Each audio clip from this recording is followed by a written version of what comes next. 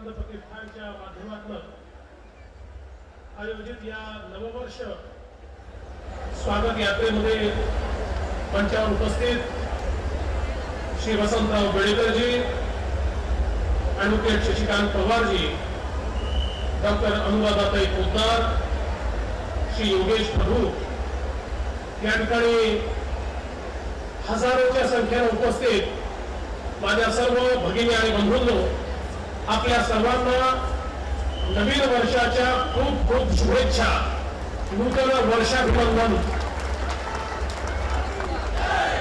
मला या गोष्टीचा आनंद आहे की या गिरगावामध्ये मागील 14 वर्षापासून राष्ट्रभक्त युवांनी एकत्रित येऊन आपल्या संस्कृतीचं, आपल्या धर्माचं या ठिकाणी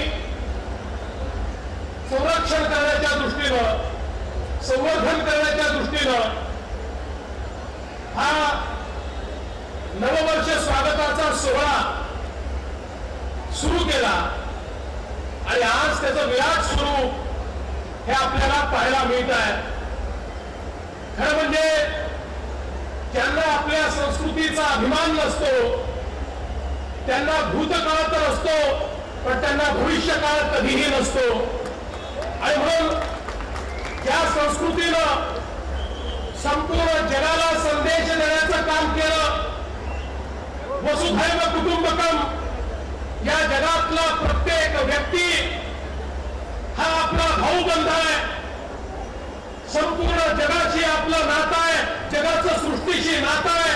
अशा प्रकारचा एकात्म विचार ज्या संस्कृतीने मांडला आणि खऱ्या अर्थानं स्वामी विवेकानंदांनी ज्याचं वर्णन एका महासागरासारखं केलं की अनेक विचाराच्या नद्या त्या महासागरामध्ये येऊन त्या ठिकाणी सम्मिलित होतात, त्याच संस्कृतीचं जतन आणि संवर्धन या गिरगावामध्ये आपण करता, याचा मला आनंद आहे।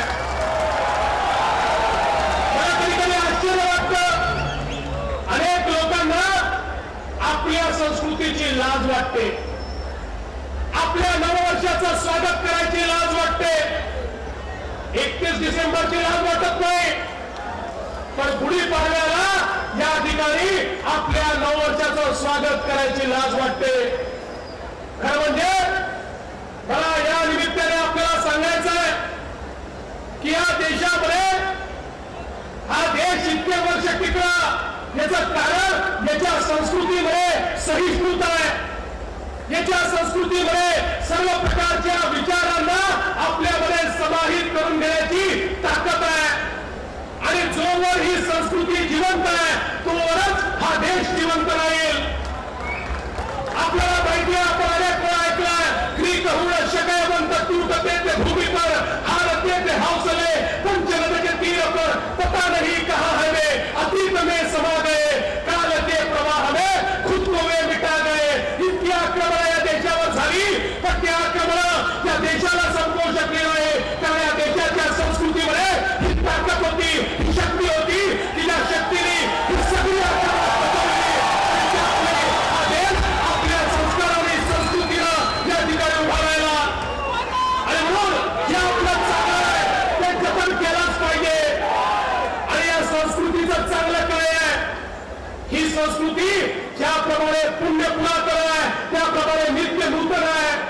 या संस्कृतीने जे जे वाईट आहे ते त्यागलेलं आहे, ते त्याग केलेलं आहे, त्याचा अभिमान कधी बाळगलेला नाही। जे जे या संस्कृतीला विचारक दिसलं त्याचा त्याग करण्याचं काम या संस्कृतीने केलं आहे।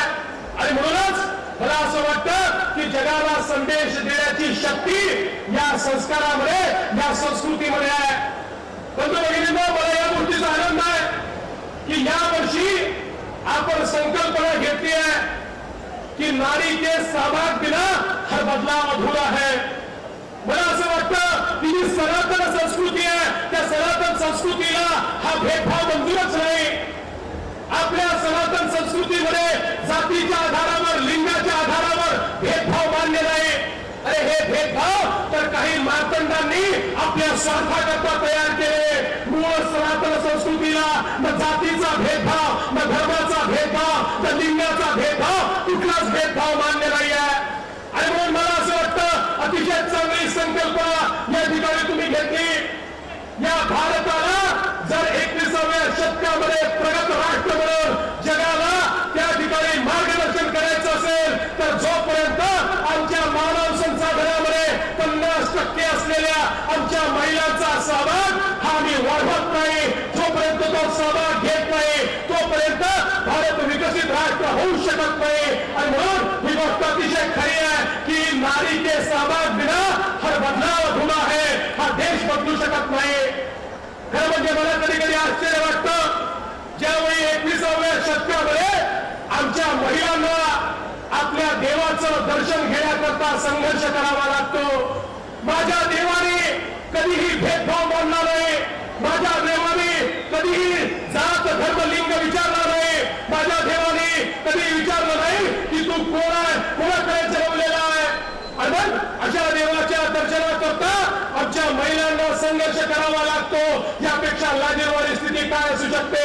आणि म्हणून मी या निमित्ताने आव्हान करतो, ज्यांना खरी संस्कृती समजली आहे, ज्यांना खरा हिंदू धर्म माहिती आहे, ज्यांना खऱ्या अर्थानं भारताची प्रथा परंपरा माहिती आहे, ज्यांनी सनातन धर्माचा अभ्यास केलाय, असे कुठलीही मंडळी अशा प्रकारचा भेदभाव कधीच करणार नाही, जातीच्या आधारावर, लिंगाच्या आधारावर. आणि म्हणून मला या ठिकाणी आव्हान करायचं आहे, अरे जर आम्हाला विकासाकडे जायचं आहे, नारीचा सहभाग आम्हाला हवा आहे, तर साध्या ईश्वराच्या दर्शनापासून नारीला वंचित ठेवता येणार नाही. ते दर्शन हे आपल्याला द्यावंच लागेल.